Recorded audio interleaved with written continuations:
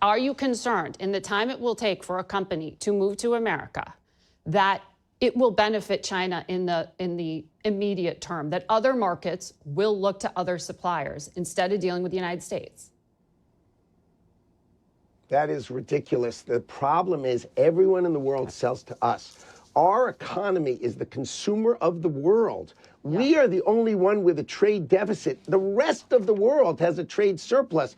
Why does Europe have a trade surplus? Is there something about Europe that's special? Seriously, are they a different world than we are? Why are they selling $200 billion a year? Mr. Secretary. More to us. It's because it's not fair. The rules are made not fair, and President Trump is going to fix them, and he's doing it for America, and he's doing it for your children and mine and our grandchildren. This is the moment that the United States of America takes hold of itself, and Donald Trump's been talking about this his whole life. This is Donald Trump's agenda, and we are all here to help him execute it. And we will take him at his word quite literally. Handsome Howard Lutnick goes up against the Karen of the day, Margaret Brennan.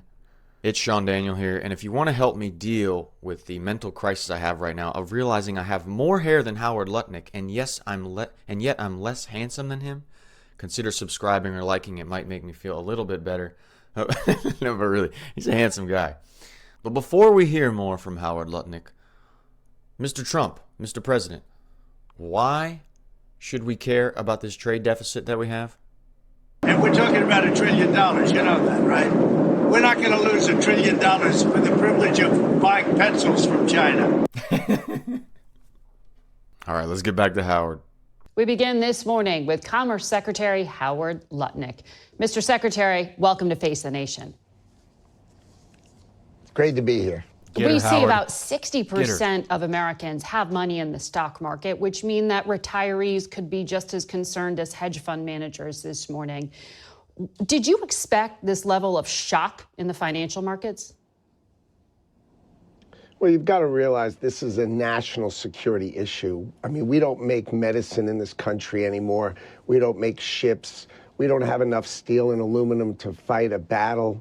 Right? All our semiconductors are made overseas, so every button we press when we try to start our car or even use our microwave, these are all semiconductors. They're all made elsewhere. We've got to start to protect ourselves, and we've got to stop having all the countries of the world ripping us off. We have a $1.2 trillion trade deficit, and the rest of the world has a surplus with us. They're earning our money. They're taking our money. Right. And Donald Trump has seen this, and he's going to stop it. So it is going to be a big change. Of course it's going to be a big change, but the rest of the world has been ripping us off for all these many years. Donald Trump has seen it. He's spoken about it. I understand and he's just that. not going to take it anymore, and that's his model. And that was abundantly clear during the presidential campaign how much the president truly believes in tariffs and putting him at the center of his economic policy. But you saw absolute panic in the global markets. Did you expect that, or were you surprised? Notice how agitated she is. She's got a real edge right now, so she's really swinging for the fences to get him going. Did you expect that, or were you surprised? No, I think the point is you need to reset the power of the United States of America and reset it against all our allies and our enemies alike. The idea that all the countries of the world can run trade surpluses with America and buy our things with us. Remember, $1.2 trillion. In 1980, we were a net investor, meaning we owned more of the rest of the world than they owned of us. Yeah, it's a different world. It's a different market. And now they own $18 trillion of us net. So that means the rest of the world, every year when we run a $1.2 trillion deficit, the rest of the world buys $1.2 trillion of America, and it goes up and up and up. And eventually, we're not going to own America, and we are going to be owned by the rest of the world. Imagine if we had a war and we can't build a ship, we can't fly a plane, we can't build our own planes, we don't have our own semiconductors. This is what the president is here to fix for America. It's in his hands, and he wants to fix America. This is his chance to fix America, and we need him to fix it for our children and our grandchildren. Okay, but for businesses to do what you're doing, because what I hear you laying out there is a plan to reindustrialize the United States and to bring companies back to America. For a CEO to choose to invest. Well said. But for a CEO to make those decisions, you know this, they need certainty. They need to know if it costs them more to stay overseas or if it costs them more to move here. So can you give them clarity so that they don't just cut jobs because they're dealing with the cost of these tariffs? Can you tell them how long they're staying in place? Now that's a good question, because if I'm going to make a huge decision to change my company location, my manufacturing, I want to know, are these tariffs going to be a long-term thing? Are they not going to be a long-term thing? That's a good question. Good job, Margaret. Absolutely. The United States of America is going to protect the people who invest in America. Trillions and trillions of dollars, you heard the president speak about it, are coming to invest in America. This is the economy of the world. We are the consumer of the world, and companies need to build it here, and we will protect them for building it here. Okay, we will so help the American workers. Yes, American workers are more expensive, but they're better. We're going to protect all the factories that come to America, and that's what's coming here. So okay, the president is the 10% tariff He's going to protect them. Well, remember, this is a national security issue. I got it. And is the 10% he needs to address tariff our budget permanent? deficit? That, you know, the laws of America, he would like it to be that we need to protect the companies that invest here, and we are going to protect the companies that invest here. That is the policy of the United States of America. That's why trillions of dollars are coming here. The ripoff of the United States of America is over. All these companies are going to come and invest here. That's what they're doing. That's why they've committed trillions of dollars. They know this is the economy. Mr. Secretary, this is the place to go. Mr. Secretary, the campaign's over. You won. So This is a good point, you know, because he keeps going back to the talking points, and we'll see if he answers our questions directly about, you know, really what's going to happen with these tariffs. Are they going to be in place a long time? Is there going to be a baseline 10%? She's actually doing good. I'm impressed. I'm asking what the plan is. So the versus just like the campaign hype talk. That's good. Let's listen to that again. That's why they've committed trillions of dollars. They know this is the economy. Mr. Secretary, this is the place to go. Mr. Secretary, the campaign's over. You won. So I'm asking what the plan is. So the Treasury Secretary said on another network, we're going to hold the course. It's not the kind of thing you can negotiate away in days or weeks. That makes it sound like the tariffs are staying in place at least for days or weeks. Is that correct, or is the president considering postponing implementation to negotiate? There is no postponing. They are definitely going to stay in place for days and weeks. That is sort of obvious. The president needs to reset global trade. Everybody has a trade surplus, and we have a trade deficit. We are paying away our future and our lives. The countries of the world are ripping us off, and it's got to end. The president has made it crystal clear. This is the policy we are going to protect. The factories that come build in America, we are going to protect them. They're going to be successful. That's why they're going to build in America, the greatest economy in the earth. All of these companies are going to come and build here. So when three of the president's other economic advisors who are on other networks today say that 50 different countries have been calling the White House to try to talk about the tariffs, what does that mean? Because that makes it sound like there is a negotiation, which is different from saying the tariffs are permanent. Well, what it shows is that all these countries know that they've been ripping us off, and the day has come for that to end. Now, the problem is, it's not just tariffs. Like, I'll give you an example. Like, Vietnam said they'd like to be 0-0. Remember, Vietnam sends us $120 billion worth of goods every year. Yes, and cheap we send them about $12 billion. Wait, we send them $12 billion. So it's not the tariffs. It has nothing to do with tariffs. If they went to 0-0, they would go to $200 billion with us. We need to stop the ripoff, and 0-0 is the way to make but we don't have 0-0, sir. We don't have 0-0, actually, because when we saw the president stand in the Rose Garden holding up that chart that you helped make, that wasn't actually tariffs. That was actually confusing to investors because it was some kind of other formula. And the countries themselves seemed kind of random. Like, why are the Heard and McDonald Islands, which don't export to the United States and are quite literally inhabited by penguins, why do they face a 10% tariffs? Did you use AI to generate this? No. The idea is why that there are they no on the countries list? left off.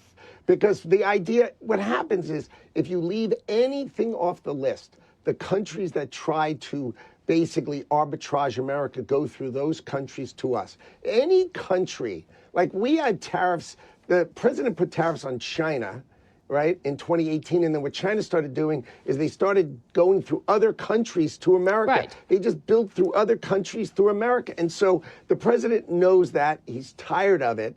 And he's going to fix that. So basically, he said, look, I can't let any part of the world be a place where China or other countries can ship through them. So he ended those loopholes, these ridiculous loopholes. And now what he's trying to say is, I'm going to fix the trade deficit of the United States of America. It's a national security issue. We need to make medicine. We need to make semiconductors. We need to make ships. We need to have steel and aluminum. Come on. We need the greatness of America to actually be built in America. And he's tired of getting ripped off by the rest of the world. Okay, but just... See, the reporters will never...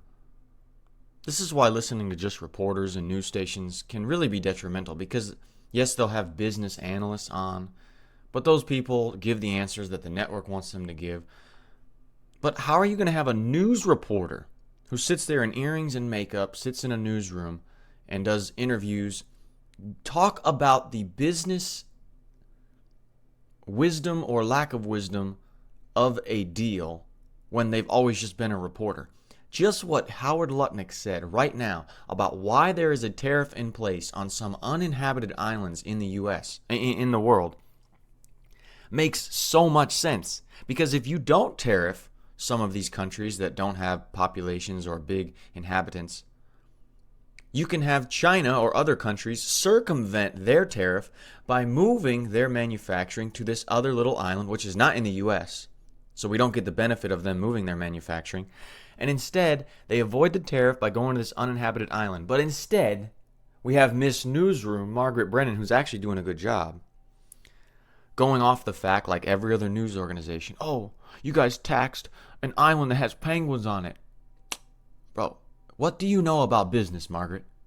Okay, but just to be clear, April 9th, the so-called retaliatory tariffs, the reciprocal tariffs, I should say, are those coming? Or are they open to negotiation? The tariffs are coming. He announced it, and he wasn't kidding. The tariffs are coming. Of course they are. Okay. Is the administration considering any kind of offset, any kind of subsidy? You mentioned the first administration, there was some bailout to farmers to help them deal with the pain from Chinese retaliation. Are you looking at that now? Not that I have not participated in any meetings with respect to that. The country is focused on, you realize trillions of dollars of factories are going to be built in America. That's huge GDP.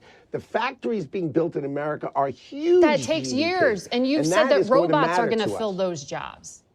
So those aren't union it's really automated jobs. It's automated factories, but the key is, who's going to build the factories? Who's going to operate the factories? Who's going to make them work? Great American workers. You know, we are going to replace on other the networks. armies of millions of people. Well, remember, the army of millions and millions of human beings screwing in little screws to make iPhones. That kind of thing is going to come to America. It's going to be automated, and great Americans, the trade craft of America, is going to fix them, is going to work on them. They're going to be mechanics. There's going to be HVAC specialists. There's going to be electricians. The trade craft of America, our high school educated Americans, the core to our workforce is going to have the greatest resurgence of jobs in the history of America to work on these high-tech factories, which are all coming to America. That's what's going to build our next generation of America. You can really notice a difference between the campaigny, charismatic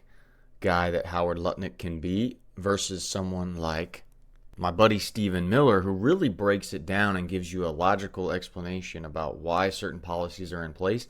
And he can go back and forth with these liberal news reporters who are trying to barrage him. Versus Howard, I don't really think he did that great. He did some good at some point. You can tell he's trying to stick to the messaging, to portray a certain message to Americans, to combat the things that the media is trying to spew.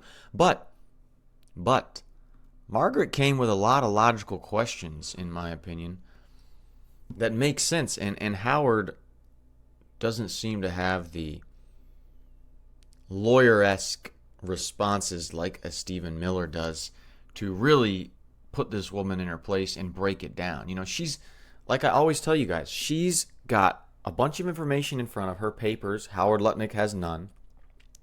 He has the earpiece to be able to hear her, but she has an earpiece to be able to hear not only Howard Lutnick, but also her producer, possibly, to give her ideas. Hey, he just said this. Well, this isn't true. Nail him on this. So she's got a whole team, so it's not easy to go up against these people. And Howard Lutnick is not a dumb guy. But you do see the difference between him and Stephen Miller. I honestly would rather listen to Stephen Miller than Howard Lutnick. You could see he's charismatic and could be fun at a rally. Let me know what you guys think. And also, how well do you think Miss Karen did, Margaret Brennan, in the interview? I actually think she did pretty good. It's Sean Daniel here from Kurashiki, Japan, saying sayonara. If you want to watch another video, consider right here or subscribe for more.